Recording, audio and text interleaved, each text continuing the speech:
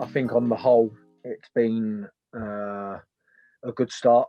If you take the, of course, I know what I'm saying here contradicting a little bit because we got beat in the cup on Saturday. But if you take the cup runs with it, we've obviously got the Football League trophy tomorrow night, which we're already through in. If we can get a positive result tomorrow night, we definitely win the group, and that's one. Obviously, we have the League Cup, which was such a shame how we were ended up getting knocked out of that, or how do you want to put it, taken out of it. We're obviously dealing with the unknown in the world at the moment, and something very, very difficult to deal with COVID, and that obviously caught us at that time. So we were obviously evicted out of the Carabao Cup, League Cup, if you like, wrongly or harshly, but we had to accept that, and it was going to be a great night against Spurs. So you take the cups. We've had a good couple of cup runs, and hopefully one can continue. And then in the league, it's mid-table. Do we want better than that? Of course we do. But we had the disruptions, as I just touched on, with the COVID, which took the absolute stuffing out of us. It completely disrupted the momentum and rhythm that we were trying to find, not just individually as players, but as a group, as a club, and as a whole. So, yeah, it's been a good start. But as you just said there, if you look at one or two results over the course of the season, narrow defeats. We're in games. I think we're going toe to toe with some of the better teams in the division, and we've obviously beaten quite a few other teams by now as well. So it is small margins. It's about trying to keep clean sheets or conceding no more than one a game at very, very maximum to give yourself the best opportunity of getting a minimum of a point, if not 3 points out of games. But I think we have to take a lot of positives from the way we've started, the way we've handled and dealt with games and been in games so far this season. And I think we're giving ourselves a good platform and foundation to have a very positive, strong season.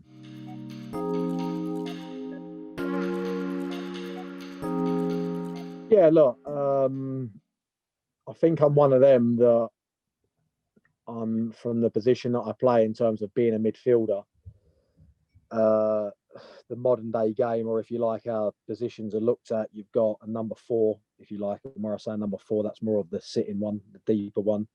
You could argue that's a number six, but I say a four. You've got number eight within midfield, and you've also got a number 10. And I think I'm far from a number 10, but I think I can play very comfortably with a number four, where I won't get as many goals, but a lot of the play will go through me, and I'll try to dictate and get on it and switch it and tick the game over, which I've done for the majority of my career. But the times managers have taken the leash off of me, if you like, and let me get forward, whether that be from deep as a 4/6, so it's a bit of both, or from a number 8 role and be able to get in the box. I've got an eye for the goal. I think it's all about the timing of your runs and knowing when the ball's going to land, where it's going to land, and when it's going to come across, and picking and choosing the right time. And I think I do that very well. So if I'm going to play in a role that allows me to get forward, then of course I'm going to base my game on assists, on goals, which I did very well last year, albeit a lot from a deeper role rather than how we play now, where we try and get our number 8s nice and high and wide and trying to make runs. So I'm happy to play either. I probably see myself as more of a number 4, or in a 2-man, if you like, 2 deeper ones. But at the same time, I do like to get goals. I like to get forward, but I love to get on the ball. So I'm happy to do either. But yeah, I do like to chip in with the goals.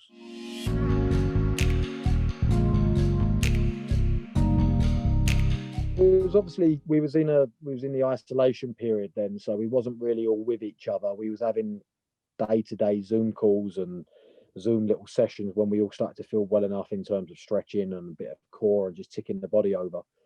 So it was gutting. It was demoralising, very upsetting, because these games don't come around too often. I've been fortunate enough in my career to have played Spurs before, along with some other top Premier League clubs, but some of these boys haven't. And of course, that's going to hit us. That's going to affect us, and it probably did.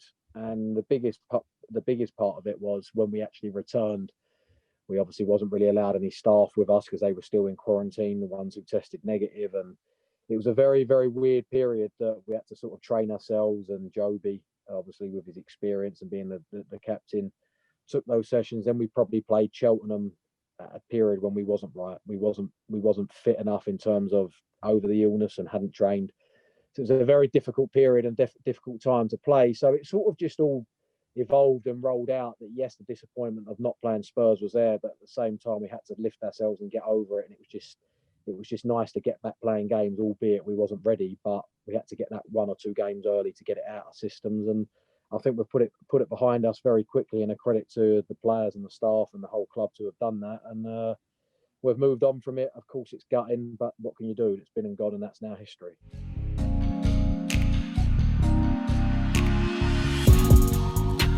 Talking from a personal point of view, it whacked me for 6. Have I been worse before with flus and things? Probably, yeah. But the after effects of this and the lingering over you, and when you think you're all right and you're not, and the way that illnesses can take it out of you, and viruses like this, and it certainly had a huge effect on us as a team and as a club in terms of rhythm and momentum, as I just said, the training and basics and stuff like that. But in terms of actual fitness and energy and the after effects of it, it's had a huge effect. So I think it's a huge credit to us as a whole group, the way we've got over it as quick as we can, and the way we have, and put some positive results on board.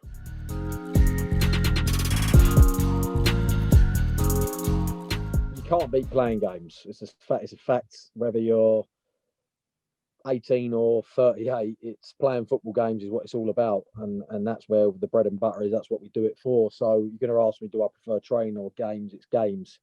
This period has been a little bit relentless, even though me as someone, and there's not many who have played every game, it's still a lot of traveling, a lot of preparing, a lot of dedication and desire to be able to be ready for that and lift yourself. And so it's been tough. The Saturday Tuesday have been tough, and I don't think I've ever, in all my years of my career, and I've been a professional for many years now, since the day you're allowed to turn pro, this has been the busiest, the most relentless period we've had, on the back of being off for so long, and then a long pre-season and the stop-start of this, that, and then what happened. So yes, I prefer to have Saturday Tuesdays, but maybe the odd Tuesday off would be nice. So a little bit of balance between it. But look, we're nearly there now. I think tomorrow night is the last Tuesday for a couple of weeks. We've got a Tuesday off next week, so it's a chance to recharge the batteries before we go again with another Saturday Tuesday. So it's been relentless, but it's better than training. But at the same time, it has been a lot, but at least we've come through it pretty much unscathed, rather than the odd couple of injuries. So we can't complain too much.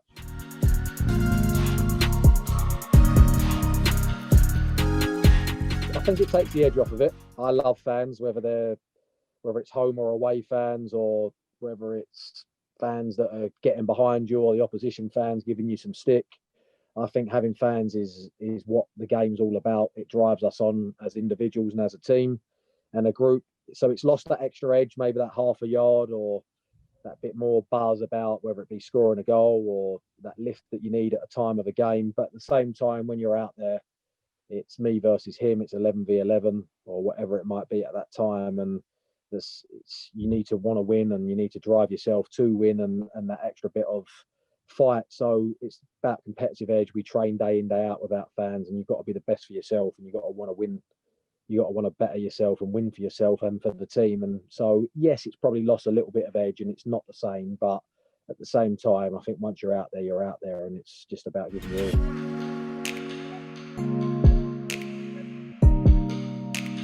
It's a fantastic charity run by a fantastic family, and as you say, trustees in ourselves.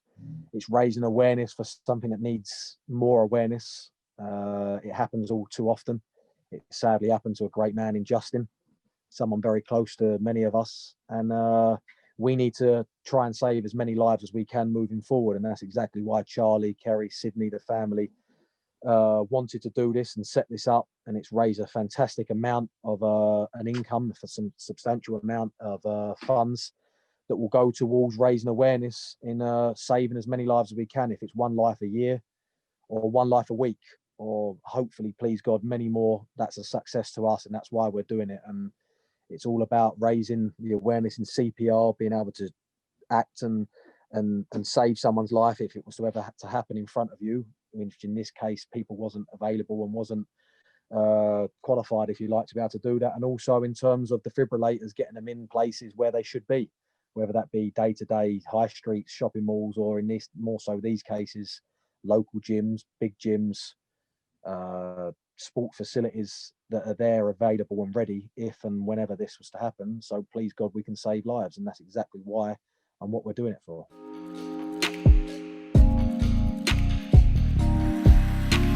This is a fantastic football club with a fantastic fan base in a fantastic location.